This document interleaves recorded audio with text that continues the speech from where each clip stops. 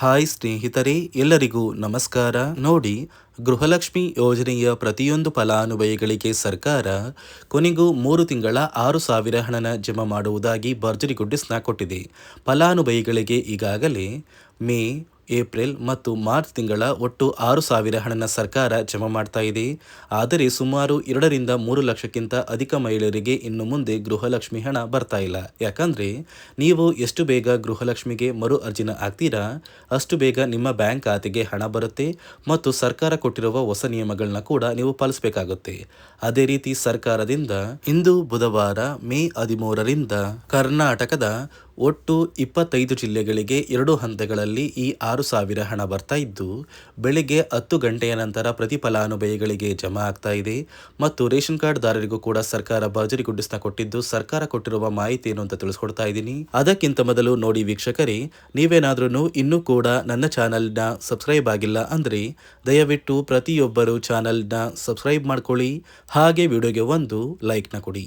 ಹೌದು ವೀಕ್ಷಕರೇ, ಸರ್ಕಾರ ಪ್ರತಿಯೊಂದು ಗೃಹಲಕ್ಷ್ಮಿ ಯೋಜನೆಯ ಫಲಾನುಭವಿಗಳಿಗೆ ಮೇ ತಿಂಗಳ 31ನೇ ಕಂತು, ಏಪ್ರಿಲ್ ತಿಂಗಳ 30ನೇ ಕಂತು ಹಾಗೂ ಮಾರ್ಚ್ ತಿಂಗಳ 29ನೇ ಕಂತು, ಈ 3 ತಿಂಗಳ ಒಟ್ಟು 6,000 ಹಣನ ಪ್ರತಿಯೊಂದು ಫಲಾನುಭವಿಗಳಿಗೆ ಜಮಾ ಮಾಡುವುದಾಗಿ ಭರ್ಜರಿ ಗುಡ್ಡಿಸ್ನ ಕೊಟ್ಟಿದೆ. ಈಗಾಗಲೇ ಫಲಾನುಭವಿಗಳಿಗೆ ಹಣ ಜಮಾ ಆಗೋದಕ್ಕೆ ಕೂಡ ಶುರುವಾಗಿದೆ. ಆದರೆ ಸುಮಾರು 2ರಿಂದ 3 ಲಕ್ಷಕ್ಕಿಂತ ಅಧಿಕ ಮಹಿಳೆಯರಿಗೆ ಇನ್ನು ಮುಂದೆ ಗೃಹಲಕ್ಷ್ಮಿ ಹಣ ಬರ್ತಾ ಇಲ್ಲ. ನಿಮ್ಮ ಬ್ಯಾಂಕ್ ಖಾತೆಗೆ ಹಣ ಬರಬೇಕು ಅಂದ್ರೆ ನೀವು ಎಷ್ಟು ಬೇಗ ಗೃಹಲಕ್ಷ್ಮಿಗೆ ಮರು ಅರ್ಜಿನ ಹಾಕ್ತೀರಾ ಅಷ್ಟು ಬೇಗ ಸರ್ಕಾರದಿಂದ ಒಟ್ಟು 3 ತಿಂಗಳ 6,000 ಗೃಹಲಕ್ಷ್ಮಿ ಹಣ ಜಮಾ ಆಗುತ್ತೆ.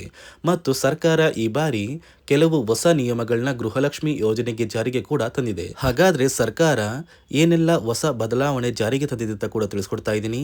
ಅದಕ್ಕಿಂತ ಮೊದಲು ನೋಡಿ ವೀಕ್ಷಕರೇ, ಇಂದು ಬುಧವಾರ ಮೇ 13ರಂದು ಕರ್ನಾಟಕದ ಒಟ್ಟು 25 ಜಿಲ್ಲೆಗಳಿಗೆ 2 ಹಂತಗಳಲ್ಲಿ ಸರ್ಕಾರ 3 ತಿಂಗಳ 6,000 ಹಣನ ಬೆಳಗ್ಗೆ 10 ಗಂಟೆಯ ನಂತರ ನಿಮ್ಮ ಬ್ಯಾಂಕ್ ಖಾತೆಗೆ ಜಮಾ ಮಾಡ್ತಾ ಇದ್ದು, ಮೊದಲ ಹಂತದಲ್ಲಿ ಯಾವ ಜಿಲ್ಲೆಗಳಿಗೆ ಹಣ ಬರ್ತಾ ಇದೆ ಅಂದರೆ ಬಾಗಲಕೋಟೆ, ಬೆಂಗಳೂರು ನಗರ, ಬೆಂಗಳೂರು ಗ್ರಾಮಾಂತರ, ಬೆಳಗಾವಿ, ಬಳ್ಳಾರಿ, ಬೀದರ್, ವಿಜಯನಗರ, ಚಾಮರಾಜನಗರ, ಚಿಕ್ಕಬಳ್ಳಾಪುರ, ಚಿಕ್ಕಮಗಳೂರು, ಚಿತ್ರದುರ್ಗ, ದಕ್ಷಿಣ ಕನ್ನಡ, ದಾವಣಗೆರೆ, ಧಾರವಾಡ ಈ ಜಿಲ್ಲೆಗೆ ಮೊದಲ ಹಂತದಲ್ಲಿ ಹಣ ಬರ್ತಾ ಇದೆ. 2ನೆಯ ಹಂತದಲ್ಲಿ ಗದಗ, ಕಲಬುರಗಿ, ಹಾಸನ, ಹಾವೇರಿ, ಕೊಡಗು, ಕೋಲಾರ, ಕೊಪ್ಪಳ, ಮಂಡ್ಯ, ಮೈಸೂರು, ರಾಯಚೂರು, ರಾಮನಗರ, ಶಿವಮೊಗ್ಗ, ತುಮಕೂರು, ಉಡುಪಿ, ಉತ್ತರ ಕನ್ನಡ ಮತ್ತು ಯಾದಗಿರಿ ಈ ಜಿಲ್ಲೆಗಳಿಗೆ 2ನೆಯ ಹಂತದಲ್ಲಿ ಒಟ್ಟು 3 ತಿಂಗಳ 6,000 ಗೃಹಲಕ್ಷ್ಮಿ ಹಣ ಬರ್ತಾ ಇದ್ದು, ಒಟ್ಟು ಪ್ರತಿಯೊಂದು ಫಲಾನುಭವಿಗಳಿಗೆ 6,000 ಹಣ ಬಂದೇ ಬರುತ್ತೆ. ಯಾಕಂದ್ರೆ ಈಗಾಗಲೇ ಕೆಲವು ಫಲಾನುಭವಿಗಳಿಗೆ ಈ 6,000 ಹಣ ಜಮಾ ಆಗಿದೆ. ನೀವು ಎಷ್ಟು ಬೇಗ ಗೃಹಲಕ್ಷ್ಮಿಗೆ ಮರು ಅರ್ಜಿನ ಹಾಕ್ತೀರಾ ಮತ್ತು ಸರ್ಕಾರ ಜಾರಿಗೆ ತಂದಿರುವ ಹೊಸ ನಿಯಮಗಳನ್ನ ಪಾಲಿಸ್ತೀರಾ ಅಷ್ಟು ಬೇಗ ಸರ್ಕಾರ ನಿಮ್ಮ ಬ್ಯಾಂಕ್ ಖಾತೆಗೆ ಹಣ ಜಮಾ ಮಾಡುತ್ತೆ.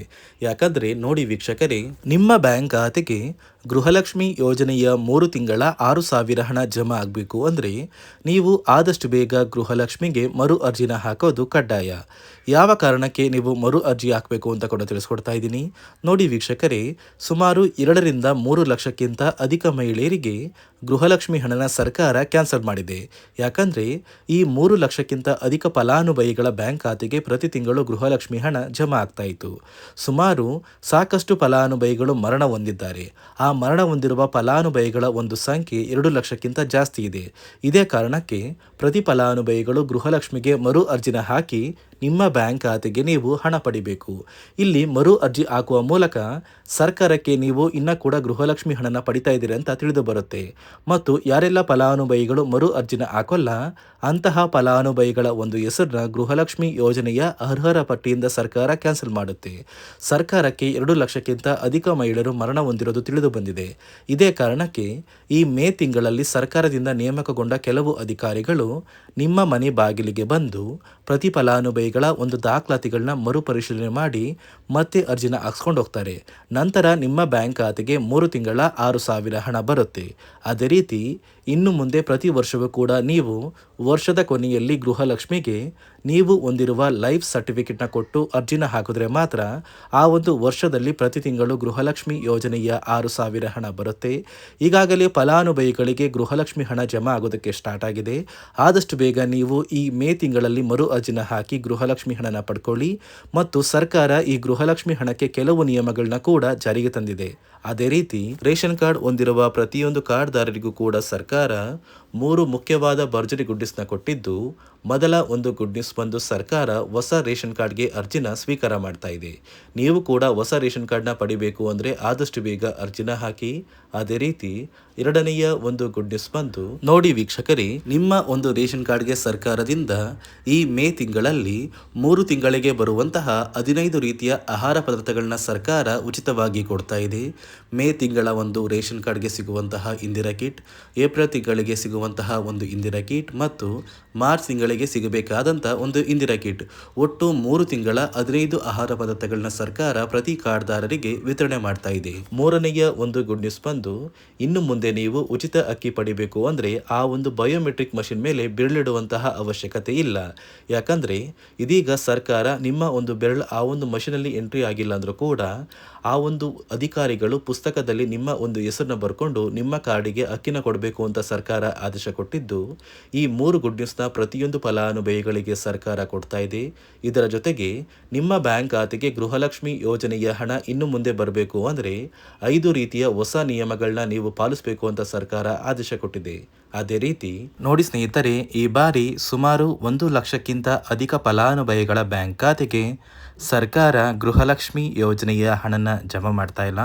ಕಾರಣ ಏನು ಅಂದರೆ, ನಿಮ್ಮ ಬ್ಯಾಂಕ್ ಖಾತೆಗೆ ಡೆಬಿಟ್ ಮೂಲಕ ಹಣ ಜಮಾ ಮಾಡುವಂತಹ ಸಂದರ್ಭದಲ್ಲಿ ಸರ್ಕಾರ ಸಾಕಷ್ಟು ಫಲಾನುಭವಿಗಳ ಒಂದು ಬ್ಯಾಂಕ್ ಖಾತೆಗೆ ಹಣ ಜಮಾ ಮಾಡೋದನ್ನು ಕ್ಯಾನ್ಸಲ್ ಮಾಡಿದೆ.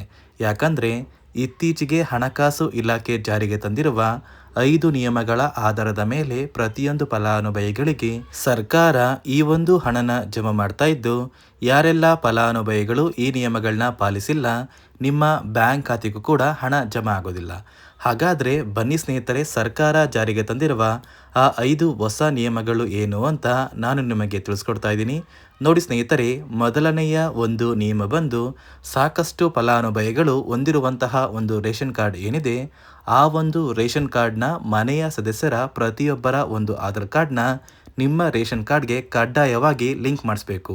ಅಂದರೆ ಈ ಒಂದು ಲಿಂಕ್ ಮಾಡಿಸುವಂತಹ ಒಂದು ಪ್ರೊಸೀಜರ್ಗೆ ಸರ್ಕಾರ KYC ಅಂತ ಕರೀತಾರೆ. ನಿಮ್ಮ ರೇಷನ್ ಕಾರ್ಡ್ಗೆ ಇನ್ನೂ ಸಹ KYC ಆಗಿಲ್ಲ ಅಂದರೆ ನಿಮ್ಮ ಬ್ಯಾಂಕ್ ಖಾತೆಗೆ ಸರ್ಕಾರ ಮುಂದಿನ ದಿನಗಳಲ್ಲಿ ಗೃಹಲಕ್ಷ್ಮಿ ಯೋಜನೆಯ ಹಣನ ಕ್ಯಾನ್ಸಲ್ ಮಾಡುತ್ತೆ. ಅದೇ ರೀತಿ ಎರಡನೆಯ ಒಂದು ನಿಯಮ ಬಂದು, ಸಾಕಷ್ಟು ಫಲಾನುಭವಿಗಳು ಕಳೆದ 3 ತಿಂಗಳಿಂದ ಸರ್ಕಾರದಿಂದ ಬರ್ತಾ ಇರುವಂತಹ ಒಂದು ರೇಷನ್ ಏನಿದೆ ಅಂದರೆ ಉಚಿತ ಅಕ್ಕಿ ಏನಿದೆ, ಈ ಒಂದು ರೇಷನ್ನ ಪಡ್ಕೋತಾ ಇಲ್ಲ. ಒಂದು ವೇಳೆ ಕಳೆದ 3 ತಿಂಗಳಿಂದ ನೀವು ರೇಷನ್ನ ಪಡ್ಕೊಂಡಿಲ್ಲ ಅಂದರೆ ಸರ್ಕಾರ ನಿಮ್ಮ ಬಳಿ ಇರುವಂತಹ ಒಂದು ರೇಷನ್ ಕಾರ್ಡ್ನ ಕ್ಯಾನ್ಸಲ್ ಮಾಡುತ್ತೆ. ನಿಮ್ಮ ರೇಷನ್ ಕಾರ್ಡ್ನ ಸರ್ಕಾರ ಕ್ಯಾನ್ಸಲ್ ಮಾಡಿದರೆ ನಿಮ್ಮ ಬ್ಯಾಂಕ್ ಖಾತೆಗೆ ಗೃಹಲಕ್ಷ್ಮಿ ಯೋಜನೆಯ ಹಣ ಇರ್ಬೋದು ಮತ್ತು ಸರ್ಕಾರದಿಂದ ಬರುವಂತಹ ಒಂದು ಸೌಲಭ್ಯಗಳನ್ನ ನೀವು ಕಳ್ಕೋಬೇಕಾಗುತ್ತೆ. ಅದೇ ರೀತಿ ಮೂರನೆಯ ಒಂದು ನಿಯಮ ಬಂದು, ನೋಡಿ ಸ್ನೇಹಿತರೆ, ನಿಮ್ಮ ಬಳಿ ಇರುವಂತಹ ಒಂದು ಆಧಾರ್ ಕಾರ್ಡ್ ಏನಿದೆ ಆ ಒಂದು ಆಧಾರ್ ಕಾರ್ಡ್ನ ಕಳೆದ 15 ವರ್ಷಗಳಲ್ಲಿ ನೀವು ಯಾವುದೇ ರೀತಿಯ ಒಂದು ತಿದ್ದುಪಡಿನ ಮಾಡಿಸಿಲ್ಲ ಅಂದರೆ ನಿಮ್ಮ ಬ್ಯಾಂಕ್ ಖಾತೆಗೆ ಸರ್ಕಾರ ಗೃಹಲಕ್ಷ್ಮಿ ಯೋಜನೆಯ ಹಣನ ಕ್ಯಾನ್ಸಲ್ ಮಾಡುತ್ತೆ. ಯಾಕಂದರೆ ಸರ್ಕಾರದಿಂದ ಬಂದಿರುವಂತಹ ಒಂದು ಆದೇಶದ ಪ್ರಕಾರ ಪ್ರತಿಯೊಂದು ಫಲಾನುಭವಿಗಳು ಕಳೆದ 15 ವರ್ಷಗಳಲ್ಲಿ ಯಾವುದೇ ರೀತಿಯ ಒಂದು ತಿದ್ದುಪಡಿನ ನಿಮ್ಮ ಆಧಾರ್ ಕಾರ್ಡ್ಗೆ ನೀವು ಮಾಡಿಸಿಲ್ಲ ಅಂದರೆ ಕಡ್ಡಾಯವಾಗಿ ಆದಷ್ಟು ಬೇಗ ನಿಮ್ಮ ಆಧಾರ್ ಕಾರ್ಡ್ಗೆ ತಿದ್ದುಪಡಿನ ಮಾಡಿಸಿ. ಅದೇ ರೀತಿ ನಾಲ್ಕನೆಯ ಒಂದು ನಿಯಮ ಬಂದು, ನಿಮ್ಮ ಕುಟುಂಬದ ಒಂದು ವಾರ್ಷಿಕ ಆದಾಯ 7 ಲಕ್ಷಕ್ಕಿಂತ ಕಡಿಮೆ ಇರಬೇಕು. ಒಂದು ವೇಳೆ ನಿಮ್ಮ ಕುಟುಂಬದ ವಾರ್ಷಿಕ ಆದಾಯ 7 ಲಕ್ಷಕ್ಕಿಂತ ಜಾಸ್ತಿ ಇದ್ದರೆ ನಿಮ್ಮ ಬ್ಯಾಂಕ್ ಖಾತೆಗೆ ಸರ್ಕಾರ ಗೃಹಲಕ್ಷ್ಮಿ ಯೋಜನೆಯ ಹಣನ ಕ್ಯಾನ್ಸಲ್ ಮಾಡುತ್ತೆ. ಅದೇ ರೀತಿ 5ನೆಯ ಒಂದು ನಿಯಮ ಬಂದು, ನಿಮ್ಮ ಕುಟುಂಬದ ಸದಸ್ಯರು ಅಥವಾ ಗೃಹಲಕ್ಷ್ಮಿ ಯೋಜನೆಯ ಫಲಾನುಭವಿಗಳು ಯಾರು ಕೂಡ ಸರ್ಕಾರಿ ನೌಕರರಾಗಿ ಕಾರ್ಯನಿರ್ವಹಿಸ್ತಾ ಇರಬಾರ್ದು.